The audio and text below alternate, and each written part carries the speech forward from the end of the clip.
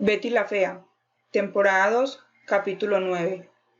Betty se despierta desorientada, sorprendida por el lugar en el que se encuentra. No puede recordar exactamente lo que sucedió la noche anterior, lo cual la inquieta.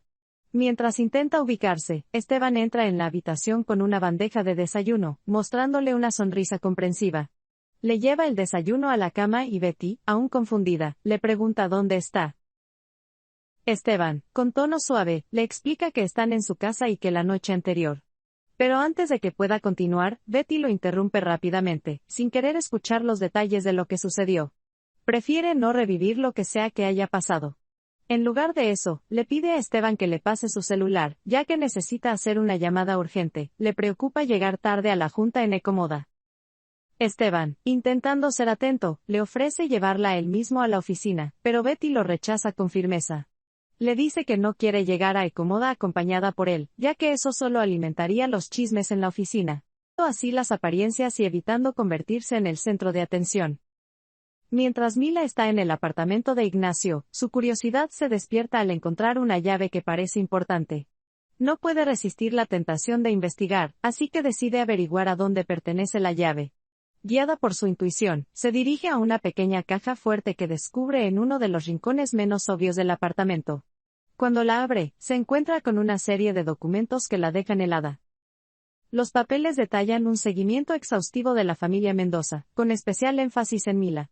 Cada movimiento, cada decisión importante, parece haber sido registrado meticulosamente por Ignacio. Lo que más la desconcierta es que cada vez que su nombre aparece en los documentos, está resaltado con un color llamativo, como si tuviera un significado especial. En ese momento, Ignacio entra al apartamento y la encuentra revisando sus cosas.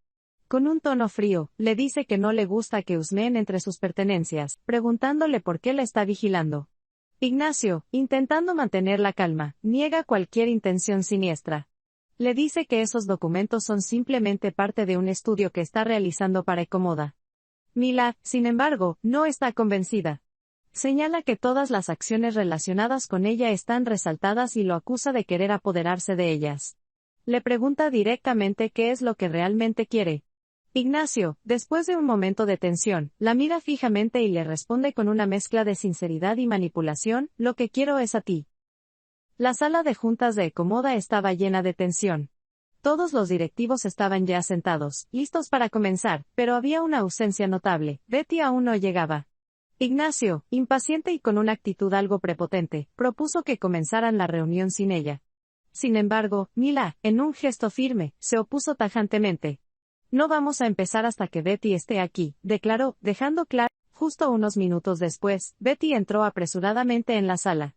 Todas las miradas se posaron en ella, sorprendidos al verla vistiendo una ropa diferente a la que normalmente usaba.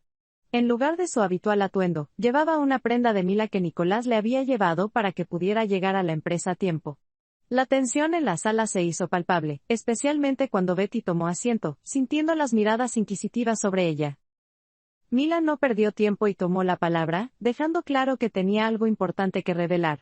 Con voz firme, anunció: 2 personas en esta mesa han estado teniendo una relación en secreto durante mucho tiempo.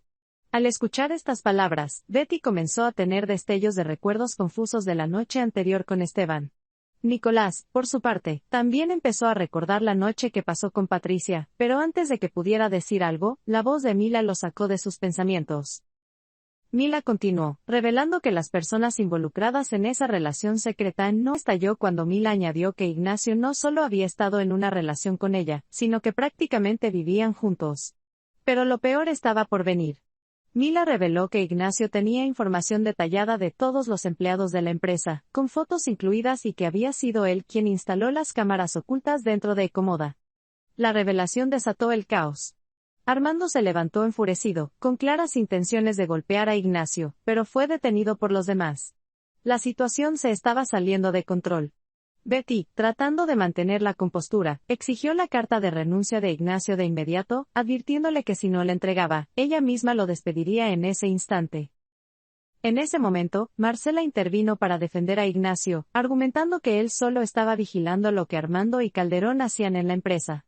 Esto desató la furia de Armando, quien le preguntó a Marcela por qué defendía tanto a un desconocido. La respuesta de Marcela fue un golpe inesperado para todos, Ignacio y el Valencia. Pero Ignacio, con una sonrisa amarga, la corrigió: no soy hijo de Daniel, soy hijo de Julio Valencia. Esta declaración cayó como un balde de agua fría sobre todos los presentes. Marcela se quedó en shock, entendiendo finalmente que Ignacio era su medio hermano menor, un secreto que había estado oculto hasta ese momento. Mila lloraba desconsolada en los brazos de Betty, buscando consuelo en la calidez de su madre. Betty, con toda la ternura que podía ofrecer, intentaba tranquilizarla, asegurándole que pronto llegaría a su vida un hombre que la valoraría de verdad. Aunque Mila sabía que Betty tenía razón, en ese momento, la tristeza la abrumaba por completo. Solo quería volver a ser una niña, cuando todo era más sencillo y su mamá le leía cuentos antes de dormir. Al recordar esos momentos de inocencia y seguridad, poco a poco las lágrimas de Mila se fueron calmando hasta que, finalmente, se quedó dormida. Betty, con cuidado, la arropó y se aseguró de que todo estuvo. Mientras cerraba la puerta, el timbre de la casa la sorprendió. Intrigada y un poco preocupada, fue a abrir. Para su sorpresa, era Armando, quien entró inmediatamente preguntando cómo estaba Mila. Betty le respondió que ya estaba mejor, que se había dormido. Le confesó que lo que más le dolía era ver a Mila pasar por lo mismo que ella había vivido en el pasado, un dolor que ahora parecía más intenso porque lo sentía a través de los ojos de su hija. Armando entendió de inmediato lo que Betty quería decir. Sabía que las heridas del pasado aún estaban presentes, pero ver a Betty en esa situación, tratando de consolar a alguien más, era una prueba de su fortaleza. En un intento de desviar la conversación, Betty le dijo que tenía que pedirle disculpas, pero antes de que pudiera continuar, Armando la interrumpió. Le dijo que no tenía que disculparse, que si había estado o no con Esteban, eso ya no le importaba. Esas palabras hicieron que Betty recordara lo que realmente había sucedido la noche anterior con Esteban. Aunque en su mente de que no había pasado de unos besos. Con esa claridad en su mente, miró a Armando y le dijo con sinceridad que no se había acostado con nadie. En ese momento apareció don Hermes, el padre de Betty, con el ceño fruncido y una mirada llena de ira. Se dirigió directamente a Armando, cuestionando su presencia en la casa y preguntándole si acaso quería que le emparejara el otro ojo después del golpe que le había dado el día anterior. Betty, sorprendida, le preguntó a su padre si había sido él quien le dejó el ojo así. Don Hermes, sin perder su tono severo, le respondió que eso era poco en comparación con todo lo que Armando le había hecho sufrir a ella. Lo que don Hermes hizo a continuación la dejó aún más desconcertada. Sacó un pequeño diario de su bolso y le explicó que si no hubiera leído ese diario, se habría muerto sin enterarse de la verdad. Betty, furiosa, lo interrumpió, reclamándole por haber leído su diario, sabiendo que era algo privado. La tensión en la sala creció de inmediato y antes de que don traída por la discusión. Con curiosidad y preocupación, Mila preguntó qué era lo que decía en el diario. Al ver que nadie le contestaba y que el ambiente estaba cargado de secretos, decidió adelantarse y en un movimiento rápido, le quitó el diario a su abuelo antes de correr de vuelta a la habitación y encerrarse con él. Armando, preocupado, comenzó a suplicar desde fuera de la puerta, pidiendo que